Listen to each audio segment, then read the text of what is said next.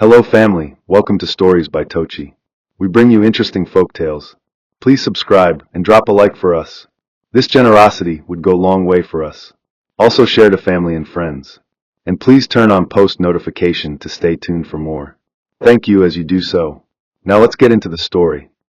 Irene Adebayo's story did not begin in a moment of brightness, but rather in the shadows of a household where her name rarely carried affection. In the wide and restless city of Ibadan, where hawkers filled the air with calls of trade and buses rattled down cracked roads, her childhood unfolded with the rhythm of a drum that was never hers to beat. From the time she could remember, her father's eyes often bypassed her as though she were a shadow passing through, and her mother's words to her were seldom wrapped in warmth. Her younger brother Samuel had the gift of a silver tongue. He could do no wrong, even when his pockets were filled with lies. Deborah, the younger sister, wielded tears and complaints like weapons, and with every small outburst, she was shielded from responsibility. Irene was left to carry the heavy baskets, to fetch the water that bruised her hands, to stitch old clothes when others needed new ones, and to answer to silence when she asked for help. She did not shout back, she did not strike out. She simply buried her pain deep inside her chest where it pressed against her like a stone. Yet in that silence, she nurtured something none of them could see, a dream that glowed faintly, like the fireflies that lit the Ibadan nights during rainy season. She told no one about this dream, because she knew words spoken too early were like seedlings trampled before they could rise. By the time Irene entered her 20s, the faint glow of that dream had sharpened into the picture of a house, her house. Not a mansion that touched the sky, not a structure built to silence neighbors with envy, but a small, steady home with cream walls, a veranda where she could breathe without interruption, and rooms that carried no echoes of insults or quarrels. To her, that vision was not luxury, it was survival. Every time she sat bent over her sewing machine, guiding thread through fabric under a dim bulb that flickered with the town's unstable electricity, she was not only stitching garments, she was stitching her future.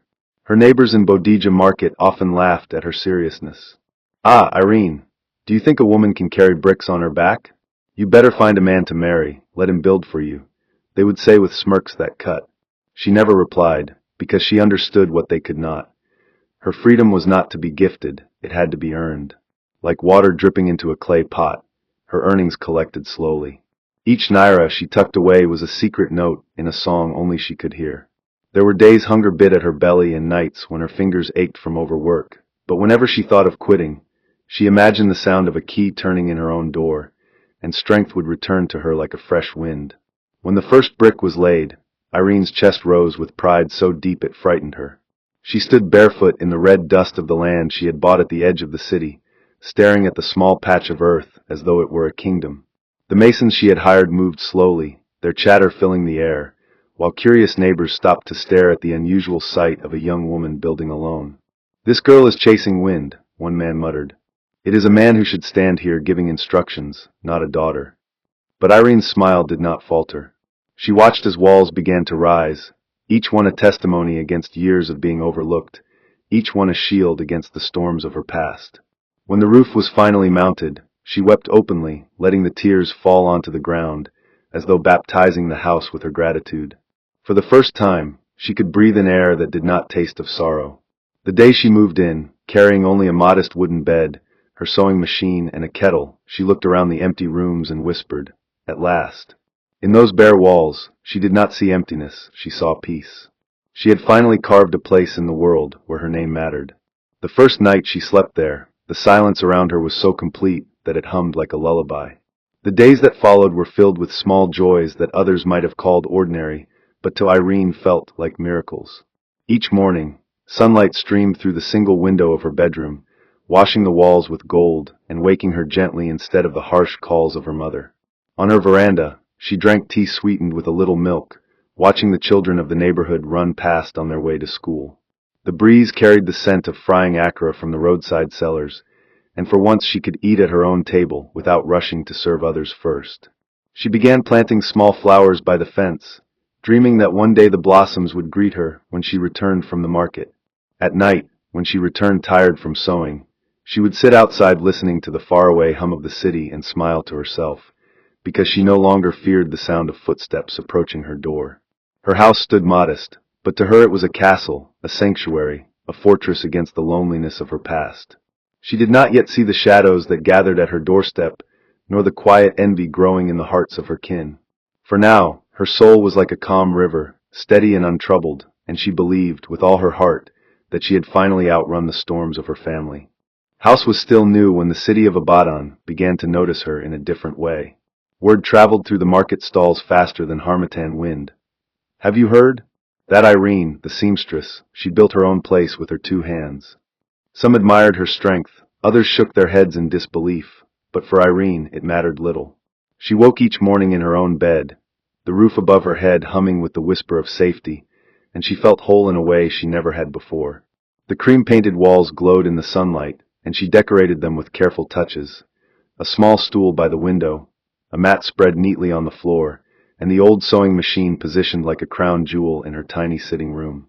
When she pulled the curtain aside in the mornings, the neighborhood's children waved at her, their laughter carrying hope that filled her chest. She liked that her veranda became her throne, a place where she could sip her tea slowly and watch the day unfold as if time had finally agreed to walk at her pace. The air smelled of roasted corn and smoked fish from distant stalls, and it made her think that maybe peace was not something that existed only in stories but could truly take flesh. At night, when silence covered the streets, she could hear her own heartbeat, steady and strong, and she whispered thanks to the walls that had not yet betrayed her. It was during these quiet nights that she told herself she had finally outrun sorrow, and for a brief while she believed it. The first cracks appeared not on the walls of the house, but in the rhythm of her days. One afternoon, Deborah came knocking with the force of one who expected doors to yield easily. She stood at the entrance carrying a bag too large for a mere visit. "Sister, let me stay for a few nights," she said, her voice soaked in casualness, though her eyes darted around the room like a hawk measuring prey. Irene, whose heart was soft despite years of neglect, welcomed her without hesitation. Deborah spread herself across the house quickly, claiming space on chairs, scattering clothes across rooms, and filling the air with perfume that lingered long after she had walked by. Irene tried to convince herself it was temporary, that her sister would leave soon. But days turned into weeks, and Deborah showed no signs of moving. When Irene asked softly, Deborah snapped, "Do you want me to sleep on the street? Is this not our family house too?"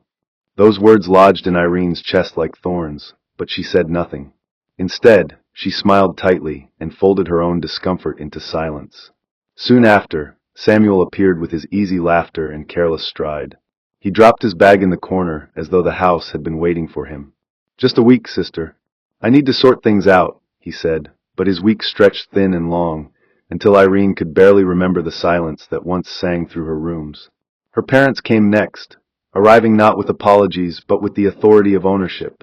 Her father sat in the parlor like a king who had found his throne, his legs crossed, his walking stick leaning beside him. Her mother bustled into the kitchen, opening pots as though she had always cooked there. "This house is too quiet for you alone, Irene," her mother said one evening. "It will be livelier with family." Irene's lips trembled, but she said nothing. The once calm air of her house thickened with noise, Samuel's loud radio, Deborah's sharp arguments, her mother's endless chatter. The veranda that once held her peace now overflowed with relatives, neighbors visiting, and children running in and out as if the house had no owner. The walls no longer whispered safety, they echoed with voices that pushed her into the shadows. At night, Irene lay awake listening not to silence, but to laughter and quarrels that did not belong to her. She felt like a guest in her own sanctuary, like a bird watching intruders build nests in her carefully woven home. The flowers she planted by the fence withered under neglect, and the dream that had once burned bright now dimmed into a flicker. Irene did not yet cry or scream. Her heart was too tired for outbursts. Instead, she carried herself around the house like a shadow, careful not to disturb the new rhythm forced upon her. She still sewed, her machine whirring in the evenings, but the sound that once gave her joy now struggled to compete with Samuel's careless laughter and Deborah's biting remarks. Sometimes she would pause in her work, staring at the door as though it might speak to her, remind her that she was the true owner. But the door remained silent, like an old friend who could not intervene. Visitors now referred to the place as the Adebayo family house, and each time she heard it, her stomach twisted. Her father's eyes carried a warning whenever she dared to mention her discomfort, and her mother would wave her hand dismissively, saying, "Do not speak like a stranger in your own bloodline." Slowly, Irene realized she was being erased, her name peeled off the walls she had built, her presence reduced to that of a guest tolerated but not honored. Yet she endured, swallowing her grief like bitter cola, because deep within her, she believed storms never lasted forever. What she did not know was that the storm had only begun to gather its true strength, and soon it would sweep her out of the house entirely. The evening that tore the veil from Irene's eyes came with a calmness that belied the storm it carried. She had returned from the market later than usual, her arms heavy with fabric, her body aching from the day's toil. The dusk sky above Abaddon stretched wide and purple, the last rays of sun streaking across the rooftops. She imagined the quiet of her small veranda, the way the crickets would soon begin their chorus, and the comfort of boiling yam for supper. But when she reached the gate, her steps faltered. A sack lay on the veranda, slumped like an abandoned child, and when she bent down, she saw that it contained her clothes, folded carelessly, some half spilled onto the dusty ground. For a long moment, she stood frozen, unable to breathe, her mind refusing to make sense of what her eyes told her. The door creaked open, and Deborah appeared with a smirk that held no shame. "Oh, you're back," she said lightly, as though Irene were a visitor who had overstayed her welcome. Inside the house, Irene heard Samuel's laughter booming, mingled with her mother's sharp voice giving instructions about food. Irene's heart clenched as though a hand had reached into her chest and twisted hard. She gathered the scattered clothes with trembling hands and stepped inside, only to find the rooms rearranged. Deborah's belongings were neatly stacked in one corner, Samuel's shoes littered the floor, and her mother's wrapper hung proudly over the chair Irene once cherished. Even her father's walking stick leaned against the wall, as if to mark his territory. The photographs she had hung were gone, and the curtain she had chosen with such care had been replaced. It was as if the house had shed her identity and clothed itself in theirs. She stood in the parlor, her sack of clothes clutched to her chest, searching for words that refused to form. "Papa, Mama, what is this? Why are my things outside?" Her father looked up from the chair where he sat, his face unreadable, his tone heavy with authority. "This is no longer a place for you alone, Irene," he said calmly, almost coldly. "You are a woman, and a woman does not need to live by herself. Family must live together. This house belongs to all of us." His words struck her like the crack of a whip, but before she could gather herself, Samuel interjected with a mocking laugh. "Sister, you should thank us. This place was too lonely for you anyway." Deborah's lips curled as she added, "Yes, what use is a house if not for family? Do you want us to sleep outside while you enjoy alone?" Irene's mouth opened, then closed again, the words dissolving into the thickness of her grief. The house she had dreamed of, sweated for, prayed over, was slipping away before her eyes like sand escaping between fingers. Her mother did not defend her. Instead, she busied herself in the kitchen, stirring pots as though Irene's pain were an insignificant sound in the background. The betrayal sank deeper with every passing second, heavier than lead, sharper than glass. For the first time in her life, she understood what it meant to be uprooted not by strangers, but by the very blood that should have shielded her. Her father's final words that night sealed her fate. "You don't belong here anymore. If you wish, go and build another. But this house is ours now." The night air was cool, but Irene's body burned with humiliation as she stepped out of the house she had built, carrying her sack like a beggar banished from a place of refuge. The streets of Abaddon stretched before her, alive with the noises of evening. Traders closing their stalls, children calling to one another, the rumble of buses. But for Irene, the city might as well have been silent. Her ears rang only with the echoes of her father's dismissal. She walked with no destination, her legs moving like those of someone trapped in a dream. Memories crashed over her, the first brick laid, the tears of joy when the roof was raised, the nights of peace she had once treasured. Now all of it had been stripped away, replaced with laughter that excluded her, with scorn that pierced her soul.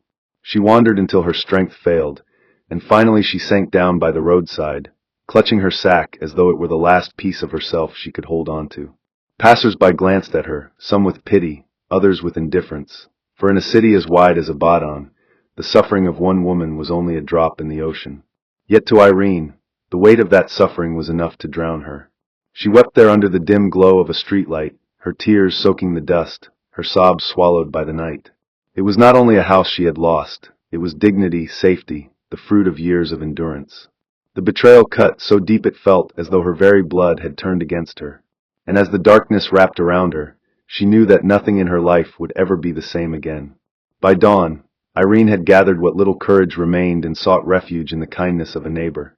Mama Ifioma, a widow who had always shown her gentle affection, opened her half-built back room to Irene without hesitation. The space was small, the walls unpainted, the floor bare, and when it rained the roof leaked drops that splashed cold against her skin. Yet, compared to the cruelty of her own blood, it felt like a sanctuary. Irene laid her sack in the corner and sat quietly, her body shivering though the day was warm. Mama Ifioma tried to comfort her with words, but Irene's ears were deaf to consolation. She moved through her days like someone half alive, still sewing clothes for customers, but without the spark that once guided her needle. Her machine whirred, but it no longer sang. It groaned under the weight of her sorrow. At night, she listened to the distant sounds of her family celebrating in the house that was rightfully hers. Music, laughter, the clinking of glasses, and each sound was a dagger twisted deeper into her chest. She longed to storm back and demand justice, to shout her pain into their faces, but something stronger than anger held her back. The heavy knowledge that she was alone, powerless, and unwanted. For now she swallowed her grief like bitter herbs, telling herself that storms, no matter how fierce, could not last forever. Yet deep down, she knew this was not the end of her suffering, but only the beginning of a battle she had not chosen. The backroom Irene now called her shelter was no more than a skeleton of a house, an unfinished thought in brick and mortar, where the wind passed freely through cracks and the ceiling sighed whenever the rains pressed too hard. Yet, it was here she laid her head after being uprooted from the home she had poured her soul into. She sat many nights on the edge of the small mat Mama Ifioma had given her, staring into the dim glow of a lantern that flickered as if it, too, carried a burden. Life in exile was not measured in hours or days, but in the weight of silence that pressed against her chest. She rose before dawn, fetching water for Mama Ifioma, sweeping the dusty compound, then setting herself before her sewing machine as if work alone could hold her crumbling world together. Her hands moved with precision, cutting, threading, stitching, but her mind was far away, wandering corridors of memory where her veranda still smelled of flowers, where her kettle still whistled softly in the morning. Sometimes the tears would sneak past her defenses, falling onto the fabric she worked on, and she would quickly brush them away before they stained the cloth. Customers never guessed the storms she carried inside. They saw only a seamstress who smiled faintly, who delivered their clothes on time, who nodded politely. No one could see that her heart was a broken calabash, leaking joy faster than she could refill it. Nights were the hardest, when the sound of distant laughter drifted from her old house, and she imagined her siblings clinking glasses, her parents welcoming guests, all of them living in the comfort she had built. The knowledge gnawed at her, each sound like the mocking call of a bird that would not rest. Mama Ifioma often tried to coax words from her, sitting on a low stool by the doorway as the evening shadows grew long. "My daughter," she would say, her voice soft and cracked with age, "the tree that bends in the storm is not broken. It only waits for the sun to rise again." Irene would nod, grateful for the kindness, but unable to let hope take root. Her wounds were too fresh, her betrayal too raw. She did not want to believe that light could still find her, not when the people who should have shielded her had become the very storm that tore her down. Yet she listened, because silence was heavier than company, and in Mama Ifioma's words there was at least a balm, if not a cure. Sometimes, children from the compound would play nearby, their laughter ringing through the air, and Irene would feel a pang of longing, not for their games but for the days when her own laughter had been untainted by bitterness. At night, when the compound settled into sleep, she often lay awake tracing cracks in the ceiling with her eyes, whispering questions into the darkness that never answered. Why me? What sin had she committed to deserve such cruelty from her own blood? But even as those questions circled her mind, a small ember of defiance began to glow in her chest, faint but steady, like a coal buried under ash, waiting for the right wind to spark it into flame. The ember grew not from anger alone, but from necessity. She knew she could not remain a beggar in another woman's backroom forever. Pride stirred in her veins, the same pride that had carried her through years of labor to build her home. Slowly, almost without realizing it, she began to work with a new hunger. Orders multiplied, wedding gowns, uniforms, traditional attires for ceremonies. She threw herself into the craft, her machine humming like a restless drum in the evenings, her fingers moving with the rhythm of survival. Her reputation in Bodija Market spread wider. Her name whispered not just as the girl who built a house, but now as the seamstress whose work bore the touch of patience and pain turned into art.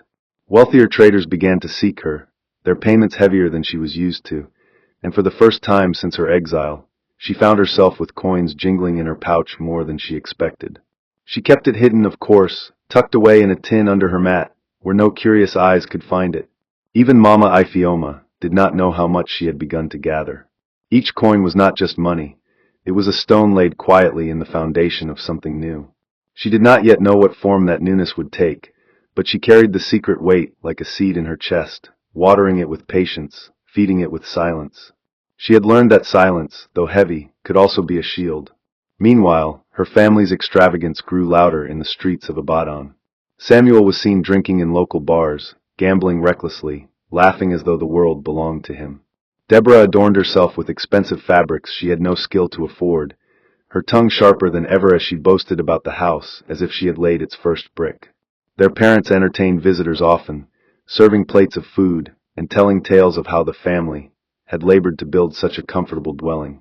Irene heard these things not from direct whispers, but from the casual chatter of customers and passers-by. Each word stung, but she learned to mask her pain behind a calm face, her needle never faltering, her smile faint but steady. The more she listened, the more she realized their excess would soon betray them. They were squandering the very foundation she had built, eating with both hands as though the pot could never empty. It was in those moments that the ember inside her flared brighter, whispering that storms, too, could be answered not with tears but with patience and cunning. For the first time, Irene allowed herself to imagine a future where the balance of power would shift, where the house that betrayed her would one day bow its doors to her again. Not through pleading, not through begging, but through a justice crafted as carefully as her stitches. She said nothing to anyone. She simply worked, she simply waited, she simply endured. But deep within, she was no longer the broken calabash. She was clay being reshaped by fire, and soon, she would emerge stronger than before. Irene's silence had by now grown into something more than grief. It had become a mask, smooth and unreadable, beneath which her mind worked like a loom weaving an invisible cloth. She still rose before dawn, her sewing machine humming faithfully, but there was a new rhythm in her hands, a sharper determination in the curve of each stitch. What had once been the desperate labor of survival was now the careful plodding of a woman, shaping her own destiny. The market women noticed the change. This Irene, her clothes now have the patience of 10 fingers and the wisdom of 10 hearts, one would whisper, showing off the flawless gown she had bought. Word spread, and soon Irene's small corner of Bodija Market became a place of pilgrimage for brides, for traders, for families preparing for ceremonies. They came not just for clothes, but for her touch, the touch that seemed to pour resilience into fabric. Money began to flow like a reluctant stream that had finally found its path, trickling at first, then gathering strength. Irene accepted payments quietly, never boasting, never showing more than a faint smile. She tucked away her earnings with the same secrecy a bird uses when hiding twigs for its nest. Under her mat, inside hidden clay pots, in folded wrappers stacked on the shelf, her savings grew coin by coin, note by note, until the weight of her hidden fortune was heavier than even her sorrow. At the same time, her family was building their own downfall with careless hands. Samuel, who had always believed charm could feed him, now squandered nights at gambling dens. He placed reckless bets, losing more often than he won, yet laughing each time as though loss itself were a form of triumph. Deborah, dressed in clothes finer than her means, walked through Ibadan streets with arrogance that made even friends whisper behind her back. She owed debts she had no intention of repaying, leaning on the reputation of her family house, as though a building could shield her from shame. Their parents, too, were not innocent. They invited guests often, filling the parlor with chatter and the courtyard with food, living each day as though tomorrow's pot would cook itself. They had convinced themselves the house was a well that would never run dry. But in their blindness, they failed to notice how deep into the ground they were digging with their extravagance. Irene heard of all these things through the same city chatter that had once wounded her. Now, however, the words did not cut, they sharpened her. She began to see clearly that greed, like a snake, always ends up swallowing its own tail. She knew the time was not yet ripe, but she also knew that if she waited long enough, the very house they had stolen would become their snare. It was Samuel who set the trap without realizing it. His debts grew like weeds after rain, choking every corner of his life, and in desperation, he convinced Deborah to join him in mortgaging part of the land surrounding the house. They signed papers they barely read, their pride too swollen to admit their ignorance. They believed they were clever, that no one in Ibadan would dare question the children of the great Adebayo family. But while they strutted in their arrogance, Irene had already positioned herself quietly among the land committee. She had earned the trust of elders through patience and service, bringing them garments during festivals, listening respectfully to their counsel, never once revealing her true motives. So when Samuel and Deborah handed over signatures they did not understand, Irene's eyes alone caught the flaw, the opening, the loophole wide enough for her to step through. She did not rush, she did not gloat. She folded the knowledge inside herself as one folds fine cloth, waiting for the day it would be needed. Each evening, as she sat in her back room counting her hidden earnings, she would smile faintly at the thought. They had planted the seed of their ruin with their own hands, and she was merely the soil that would let it grow. The patience required was not easy. Many nights, Irene's chest burned with the desire to march into her house, to throw Samuel and Deborah out with the very force they had once used on her. But she had learned that vengeance, like palm wine, is sweeter when aged. So she bided her time, working, saving, listening. She became a woman of two faces. In public, the seamstress whose hands never faltered, whose clothes carried beauty into every household. In private, the strategist who counted coins, read papers, and prepared for a storm her family did not even know was gathering. The quiet ember that had once flickered in her chest was now aflame, controlled but fierce, guiding her every step. She began to walk through Abaddon with a steadiness that drew respect. People greeted her with admiration, some with envy, but none suspected the storm she was nurturing. She knew her family's greed would lead them to a place where even their arrogance could not save them. And when that day came, she would not need to shout, she would not need to fight. The same silence they had mistaken for weakness would become her weapon. And so, Irene waited, the mask of patience on her face, the fire of justice in her chest, and the certainty that the house that had betrayed her would one day bow its doors to her again.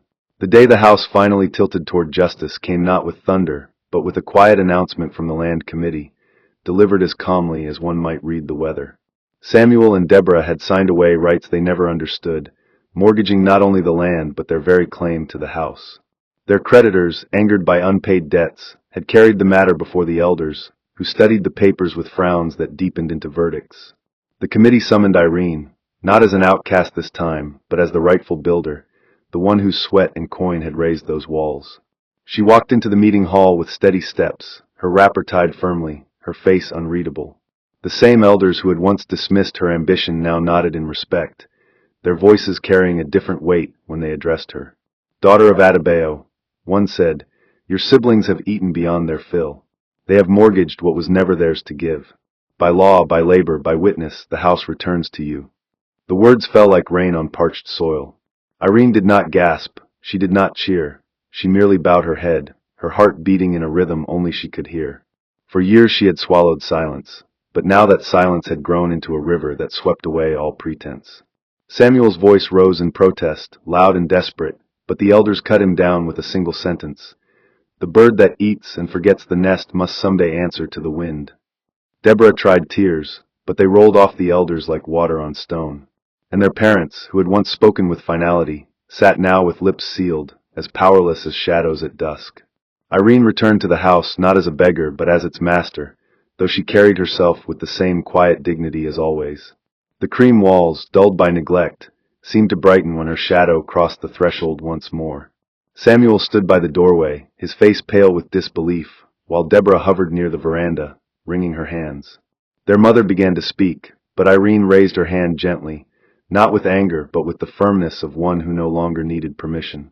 "You took everything from me," she said softly, her voice steady as a drumbeat in the night. "But you taught me one thing.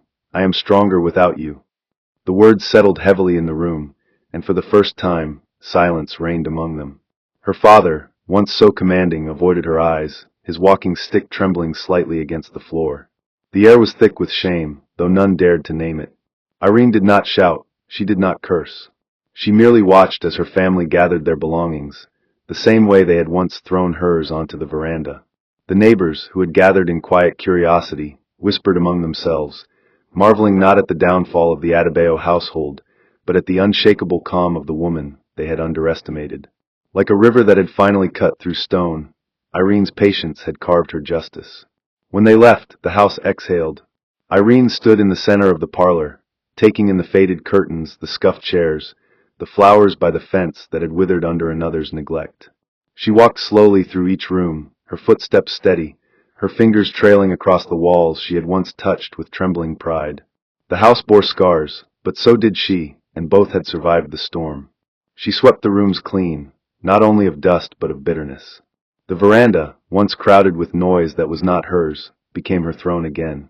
She sat there that evening as the sun dipped low, a steaming cup of tea in her hands, the breeze carrying the scent of roasting corn from nearby stalls.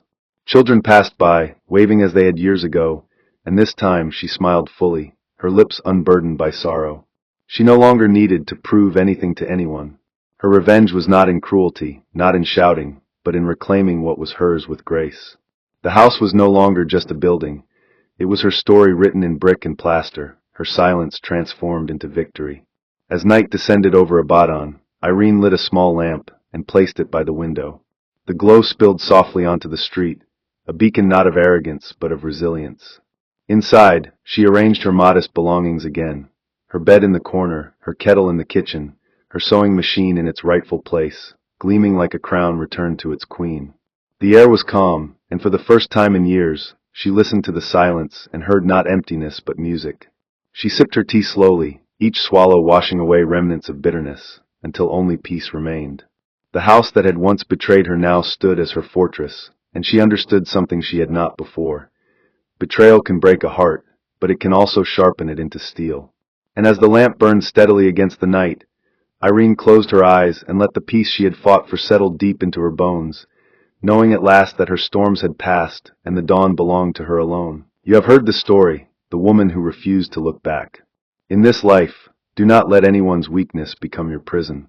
Carry your cross with courage, and remember, when one road ends, another begins. Just like Maria, may you find strength where people thought you would fall, and may your silence one day speak louder than the noise of those who mocked. May the Almighty open doors of favor for you where you least expect. May you never lack helpers who will see your worth and lift you higher. May your tears of yesterday turn into the laughter of tomorrow. Every burden you carry now, may it become a testimony in your future. May your children never taste shame, and may your home never know sorrow. When life tests you, may you rise above and may peace walk with you always. Amen. Hope you enjoyed this interesting story. Please don't forget to like, share, and subscribe to our YouTube channel. Turn on post notifications. See you on our next story.